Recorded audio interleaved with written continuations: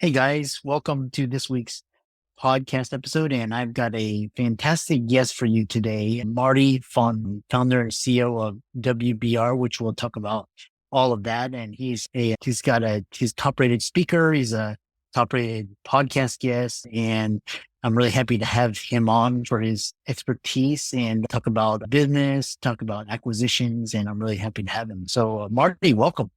Hey, thanks for having me, Chris. Appreciate being here. Yeah. Start off by talking about what you do and how you got started, and we'll dive right into the conversation. Yeah, absolutely. What I do is I help companies grow through acquisition or their business when they're ready to sell. I got started completely by accident over 20 years ago. I had a business that I started with some buddies. We grew it quite successfully for about a year and a half. And then somebody came along and offered to buy the business from us and offered us $1.5 million. And we thought, that's all the money in the world. And so we sold the business, and that was my first taste of buying and selling small businesses. And since that time, I've bought and sold a number of businesses to the tune of dozens of them on my own, and then hundreds more as an advisor. And I've done about $500 million in transactions. And I'm here today to talk about really two things for business owners. So number one is how to double your business without having to sell more stuff.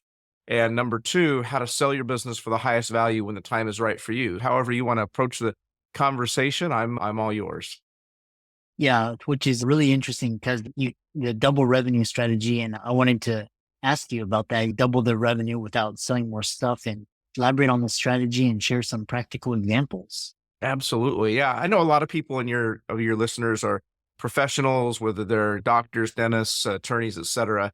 And so if you have a business that's doing, say, $2 million a year in revenue, and you have reasons you want to grow that business, whether it's to make it a bigger, more stable business, whether to make it more recession proof, or just because you want to grow, because we all know that if you're not growing, you're dying, right? So you want to grow your business and say, how can I double my business? Most business owners look at it and say, the only way to double my business is to sell more things, stuff, service, products, whatever it is your business is, right? You got to sell more stuff. You want to double your business, you got to sell twice as much stuff.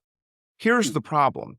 Selling twice as much stuff seems easy, but it's not. It's really difficult. If it was easy, any business would just do it. And quite frankly, it's pretty rare to be able to do that. And it's also really risky. Trying to sell more products and services, or twice as much products and services than your business is doing now, what is it going to mean? It's going to mean you have to spend more money on marketing, you have to spend more money on salespeople, employees, et cetera. And the reality is, the more money you spend on the marketing, oftentimes the less efficient it gets. There's an old saying, half the money I spend on marketing is wasted. The problem is I just don't know which half. When you scale rapidly or try to scale rapidly, the problem actually gets worse. So one of the ways that we utilize to double a business without having to sell more stuff is acquisitions. If you're doing $2 million a year right now, and you want to do $4 million a year next year, go and buy a business that is doing $2 million already. They already have proven systems. They have proven customers, proven revenue streams. If you do it right, it's a business that's 5, 7, 10, 12 years old. So they're really strong and stable. And you can buy that business, merge it with your existing business, and poof, you've doubled your business overnight. Now, first thing people ask me is, well, that's a great idea, Marty, but I don't have $2 million extra laying around. The really cool thing is that you can do that. You can acquire a business that could double or triple your current business for very little money out of pocket. In general terms, we can usually do it for about 10% of the acquisition cost. So if it was $2 million, you might be able to acquire that for $200,000. And in some cases, especially in the United States, there are some programs that will allow you to do that for absolutely nothing. You can go out and expand your business, double your business, and not pay one penny out of pocket, eliminate all the risk, eliminate all the drama, and double your business through acquisitions. And so that's the simplest way to do it. It's fun. It's effective. We just closed a deal a couple of weeks ago. It was a marketing agency. They were doing, let's say they were doing about $1 million a year. They came to me, wanted to grow. We found them a business. We acquired it, helped them acquire it. It was a $2 million a year business. Now it's a $3 million a year business. They've tripled their revenues. They've quadrupled their profits. And the entire out-of-pocket cost was $17,000. That's it. $17,000. They recouped that in the first 2 weeks based on the profit margins of the new business. And now they're doing really well. So it's So it's a strategy that we have used many times that we would recommend people look at. And people think about mergers or acquiring businesses, the big Wall Street thing, right? Oh, that's for banks and airliners and things like that. It doesn't have to be. It can be for any type of business, from dentist office to dry cleaners can do acquisitions to grow their business for increasing profits and lower risk. Yeah, really interesting. And while you were talking, I was thinking, oh, maybe, double your revenue by just charging more for your services, make them more valuable. And that way you're charging where actually you're doing a little bit, but you're actually getting the bulk, which is what a lot of entrepreneurs are doing. Listening to, they're offering like coaching packages and different services.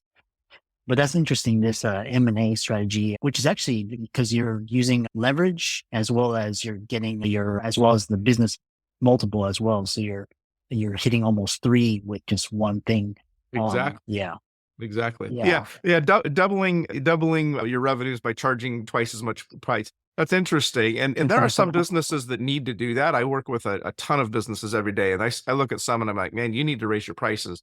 But the reality is, if you do double your price, you're going to lose some customers. So it's not going to be easy to double your price and not lose a bunch of business and have to go out and replace that business. But if you just acquire an entire another set of customers, they're already paying that money and you can double your business. So Yeah. And that's what Google and Facebook and Facebook, the quintessential, they bought Instagram and WhatsApp and and then like Google and all these companies are buy these small startups that have what they need.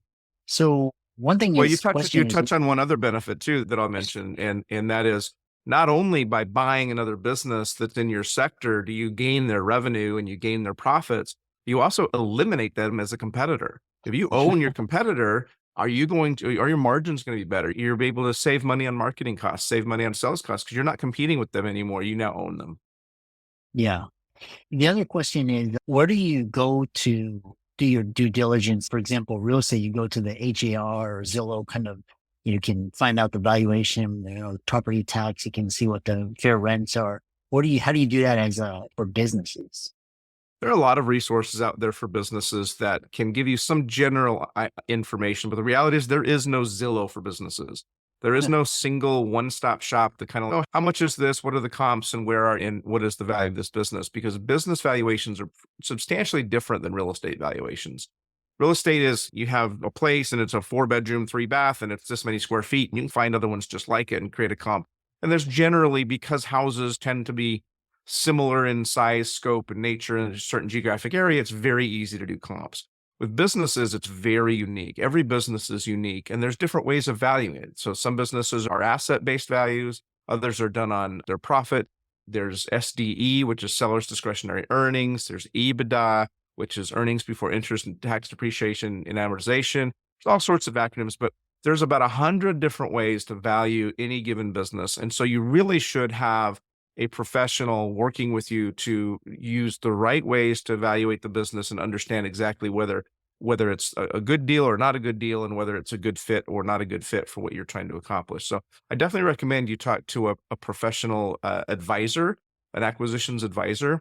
And by the way, I do not recommend you talk to a business broker. Business brokers generally tend to be less, how do I put it? So they tend to kill deals more than they make deals happen. And so I would look for a professional acquisitions advisor versus a business broker, and they can help advise you on evaluation of a business.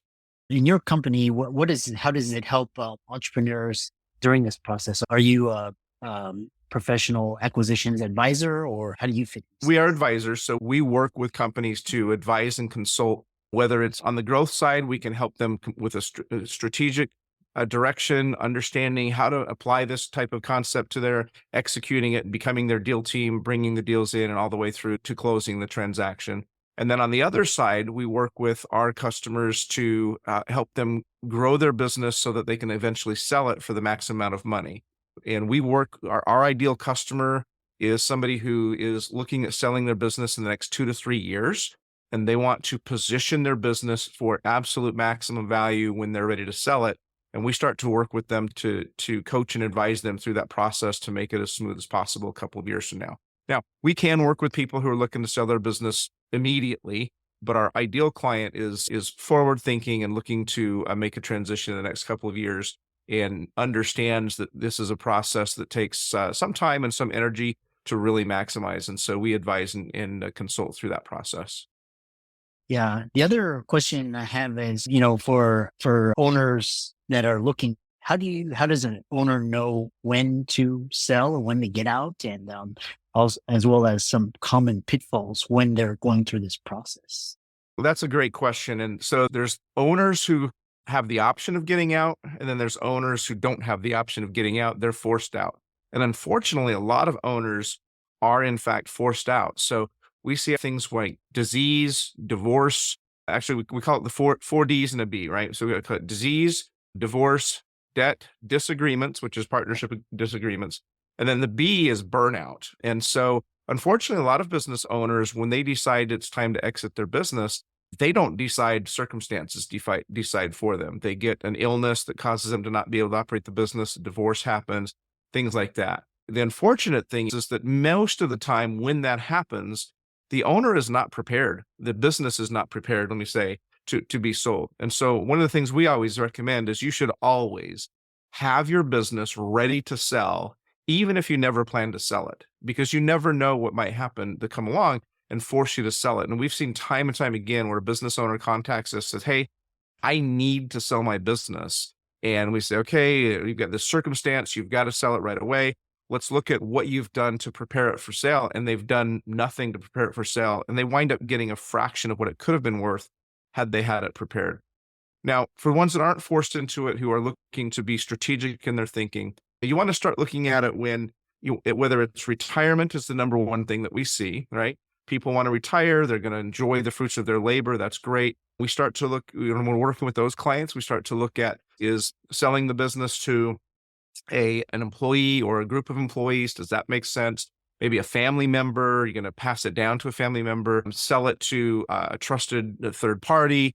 A lot of times it's a partnership. You're going to do a partnership buyout. We start to look at what all those options are. And of course, the further ahead you plan for those things, the better. And the other thing that we see, like I talked about, was burnout, which sometimes is tied to the retirement thing, and not always. Sometimes, even if you're way too young to think about retirement, but you might be getting burned out in your business. Maybe you've been doing it 5, 7, 10 years, and you're looking for something new. That's the other thing that people contact, say, look, I've got this business. It's a great business. I love it. But I get up in the morning and I dread going to work. And I dread doing this day in, day out. I've been doing it for all these years. I really want to do something fresh. I've got this great idea that I want to go pursue, or this great opportunity. And so then they decide they want to sell their business. And that's another reason, is burnout or other opportunities is a very common reason to sell and to be thinking about exiting. And how do owners plan and prepare? So, for example, just like unforeseen events, 2008 or COVID, like they're looking to get out, and then we have these like calamities where they can't get out. And then, so what happens then? And that's why it's important to have your business in a position ready to sell at all times. Like I said, whether you want to sell it or not, if you have it ready to sell, you're always ready for those emergencies. So what are some of the ways of doing that? So the first thing we talk about is we talk about the financials, good, clean financials. Many small businesses, and especially professional businesses, it's shocking how many medical offices, dental offices, attorneys, et cetera, they're really good at their profession, but they're really not that great at running a business. And the financials is usually where we see that. So their financials might be a mess. They might be inaccurate. They might be not current or up to date. They aren't managing the business really strongly. And the first thing you want to do is make sure you're on top of your financials. Have a bookkeeper, have an accountant, and stay on top of your financials, stay on top of your taxes. A shocking number of business owners just aren't there. And it's interesting because if you're running your business, even if you never want to sell it, but if you're running a business and you don't know your numbers, you're not running your business as well as you should be. So you need your numbers to be right. You need them to be accurate, and you need to understand what your numbers are so that you're managing your business properly. The next thing we look at is an operating system. Now, when I talk about an operating system, it's not software specifically. A good friend of mine likens it to, if you go to buy a McDonald's, let's say you decide, all right, I'm going to put my $3 million down and plunk it down to buy a McDonald's franchise. When you become a McDonald's franchise owner, they give you this playbook that's this complete comprehensive guide. It's everything, exactly how your parking lot has to be, your signage has to be, how to hire employees, what the uniforms, how to cook the food, how to take the order. Every single step of every single process is documented and trainable. That is an operating system. Your business should be running the same way. If you don't have an operating system that every decision has already been documented and laid out in a standard operating procedure, then you have a business that's going to be less profitable. It's going to be less operationally strong. And it probably requires you as the business owner to be way more involved than you need to be. So you want a business that has an operating system. There's a couple of different kinds of operating systems out there, business operating systems that we recommend. There's the entrepreneurial operating system that Wickman has developed.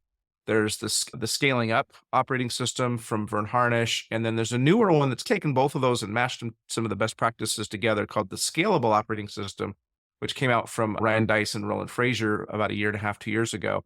I always suggest that rather than going and investing a ton of money into all of that, just go buy the books. Go buy the book Scaling Up from Vern Harnish. Go buy Traction, Rocket Fuel, a couple books for $20 each. You can read 3 or 4 books, figure out what appeals to you best, which operating system resonates with you, and then implement that operating system in your business. It will make your business so much easier for you to operate, pleasant to run, more efficient, more profitable. And then when you're ready to sell it, even if it's in an emergency, it'll be a much easier business to sell. And then tied to that, the third thing is you got to remove yourself from the business. If the business wraps around you, and if you step out of the business and the business collapses, that's not a business that's sellable. Business needs to be able to operate without you. So if you're a professional practitioner and you're a solo practitioner, that's a really tough business to actually have somebody else buy, because they need you to take care of those patients and they need you to take care of those clients.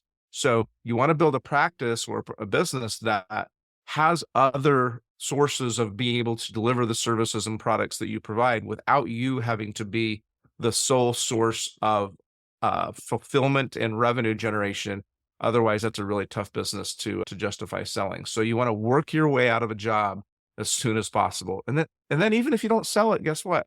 You're going to be working half as much and making 3 times as much money if you do all those steps. So we always recommend you do these steps regardless of whether you plan to sell.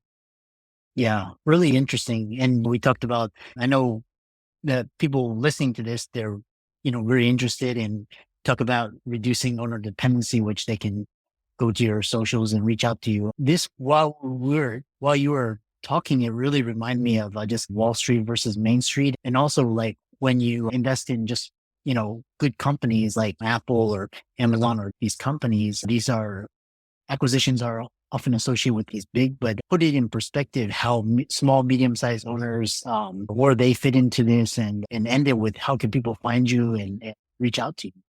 Yeah, absolutely. As I mentioned, yeah, you do. When you hear the word acquisitions, you do tend to think of the big brand names and airlines and banks and things like that. But the reality is there are thousands and thousands of small and medium business size acquisitions happening every single day around the world. We do business all around the world, by the way, not just the United States. About 60% of our businesses that we work, our clients are actually outside the United States. So we do business in Canada, UK, Mexico, Australia, the Middle East, Netherlands, you name it. There are transactions happening all over the place. And so some of them are small micro businesses that might be just merging, and others are a couple million here, a couple million there, and you put those two together, and then you've got $3 or $4 million business. You got a lot of these are happening. And it happens quietly, but you might notice a dental practice down the road changes the name or something like that. You might notice a car wash all of a sudden changes and they get a big spruce up and they got a new name and they probably got remodeled. Guess what? Somebody probably bought that car wash and remodeled it and improved it. There are acquisitions happening across the board in every single industry. There's somebody who's interested in buying your business or they're interested in selling their business to you in every category. It doesn't matter where you are in the world or what size your business is. There's somebody out there interested in doing an acquisition with you if you're interested as well. It's way bigger than you think. It's just hidden beneath the surface. People don't think about it. Yeah, really interesting. And especially in healthcare, like I know a lot of private equity firms, they do this on a large scale. And there's pros and cons to that. And yeah, just this idea of mergers and acquisitions, really interesting. And how can people find you and follow you and reach out to you and work with you? Yeah, absolutely. So my company's called Westbound Road. So our website is westboundroad.com and easy to be found there. I'm also really active on LinkedIn. If you just look for my name, Marty Fahncke, I'm the only Marty Fahncke in the world. So if you stumble across me, that's me. It makes it hard to hide too. So I have to make sure I do a great job for everyone because I can't hide if somebody's unhappy with me. And I do share a lot of content on LinkedIn and on YouTube, a lot of educational content about mergers, acquisitions, and for small and professional businesses. I do try to help business owners really understand the power of all of this and how to sort through it all. So follow me on YouTube, follow me on LinkedIn, and connect with me on my website at westboundroad.com. I really enjoyed that. And I really enjoyed talking with, it just gave me so many ideas. And for all the audience, be sure to follow Marty's socials and reach out to him if you're interested in M&A or selling your practice. And thanks so much for coming on. Thanks for having me, Chris. It was a great time.